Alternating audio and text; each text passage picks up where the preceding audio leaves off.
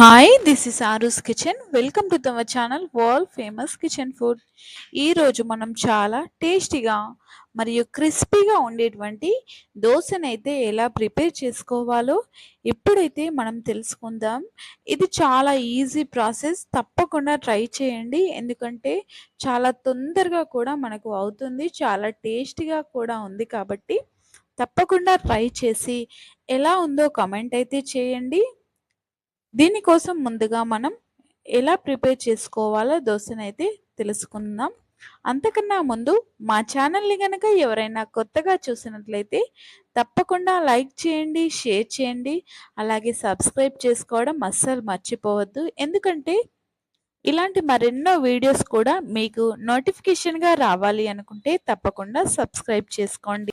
చూసారుగా దోశ ఎలా చాలా చాలా క్రిస్పీగా అయితే వచ్చిందండి. చాలా చాలా క్రిస్పీగా పర్ఫెక్ట్గా మీకు కూడా ఇలాగే రావాలి అనుకుంటే ఇది ఎలా చేయాలో పూర్తిగా వివరంగా వీడియో చివరి వరకైతే చూడండి. అప్పుడే మీకు కంప్లీట్గా అర్థమవుతుంది. ఇక దీనికోసం నేను సన్నం బియ్యం రైస్ అయితే తీసుకున్నాను. ఇలా నేను రైస్ని 250 గ్రామ్స్ వరకైతే తీసుకున్నాను. ఇలా మీరు రైస్ని చక్కగా వాష్ చేసి మినిమం 3 అవర్స్ అయినా చక్కగా నానబెట్టేసుకోండి. ఇలా నానబెట్టుకున్న తర్వాత దీనిలో నేను 4 టేబుల్ స్పూన్స్ వరకైతే నేను సూజీనైతే వేసుకున్నాను. అదేనండి, రవ్వని వేసుకోవాలి.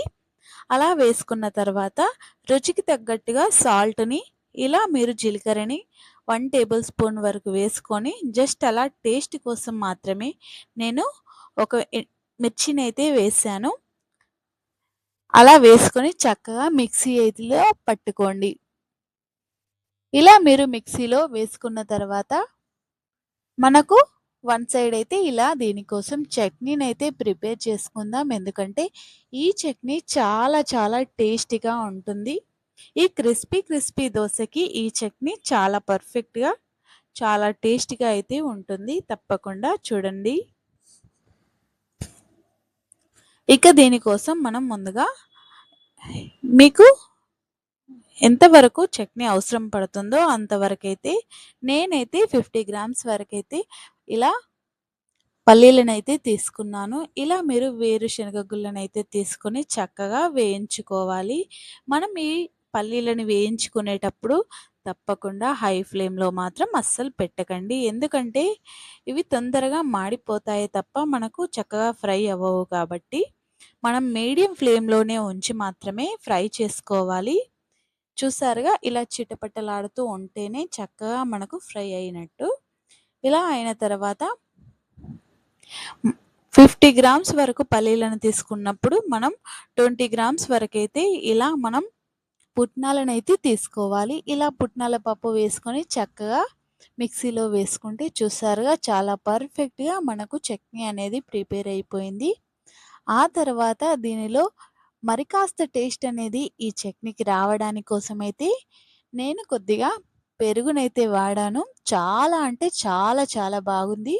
మీరు కూడా ఇలా ఒక్కసారి అయితే ట్రై చేయండి. ఎందుకంటే చాలా చాలా టేస్టీగా ఉంది కాబట్టి నేను కూడా మీకు ప్రిఫర్ చేస్తున్నాను.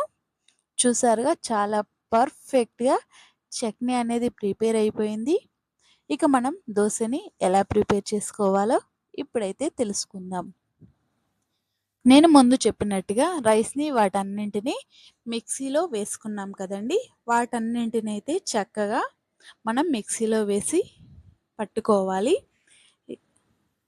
ఇలా మనం మిక్సీలో వేసుకునేటప్పుడు ఒక చిన్న సింపుల్ చిట్కా అయితే ఉందండి. తప్పకుండా మీరు వీడియో చివరి వరకు చూస్తేనే మీకు అర్థమవుతుంది. అది ఏమిటో మనమైతే ఇప్పుడు వివరంగా తెలుసుకుందాం. ఇక మనం మిక్సీలో వేసుకున్న రైస్ మొత్తం కంప్లీట్‌గా ఇలా పేస్ట్ లాగా అయితే చేసుకోండి. ఇలా చేసుకున్న తర్వాత ఇందులో ఒక సీక్రెట్ ఇంగ్రీడియెంట్స్ ఏమిటంటే ఇలా మీరు ఒక కప్పు వరకైతే పెరుగును వేసుకోండి. ఇలా మీరు పెరుగును వేసుకుంటే చాలా టేస్టీగా, పుల్ల పుల్లగా, చాలా క్రిస్పీగా మనకు ఇన్‌స్టంట్‌గా కూడా దోసలనేటివి చక్కగా ప్రిపేర్ చేసుకోవచ్చు. కాబట్టి తప్పకుండా ట్రై చేయండి. ఎందుకంటే చాలా చాలా బాగున్నాయి కాబట్టి తప్పకుండా మీరు కూడా ట్రై చేసి ఎలా ఉందో కామెంట్ అయితే చేయండి. ఇలా మనం దోసలు వేసుకోవడానికైతే కాస్త పల్చగానే ఈ దోస బ్యాటర్ అనేది ఉండాలి. మీరు కూడా ఇలా ప్రిపేర్ చేసుకొని చక్కగా దోసలు వేసుకోండి. చాలా ఇన్స్టంట్‌గా మనకు చాలా టేస్టీగా మనం పెరుగుతో చేస్తున్నాం కాబట్టి చాలా చాలా బాగున్నాయి. తప్పకుండా ట్రై చేయండి. ఇక మీరు మధ్య మధ్యలో కాస్త ఆయిల్‌నైతే వేస్తూ ఉండండి. ఇలా మీరు ఆయిల్‌ని గనక వేసినట్లయితే దీనికి మరి కాస్త టేస్ట్ అనేది వస్తుంది. చూసారుగా చాలా చాలా క్రిస్పీగా ఉండేటువంటి దోస అయితే చాలా చక్కగా మనమైతే ప్రిపేర్ చేసుకుంటున్నాం. తప్పకుండా ట్రై చేయండి. ట్రై చేసి కామెంట్ బాక్స్‌లో కామెంట్ అయితే చేయండి ఎలా ఉందో. చాలా పర్ఫెక్ట్‌గా మనకు దోస అయితే వచ్చేసింది. ఇక మా వీడియోనైతే మీరు పూర్తిగా చూసినందుకైతే ధన్యవాదాలు.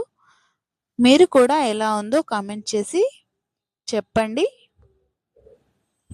ఇలాంటి క్రిస్పీ క్రిస్పీ దోస మీ ఇంట్లో కూడా తప్పకుండా మీరు కూడా ప్రిపేర్ చేసుకోండి. థ్యాంక్ యూ అండి. Thank you for watching.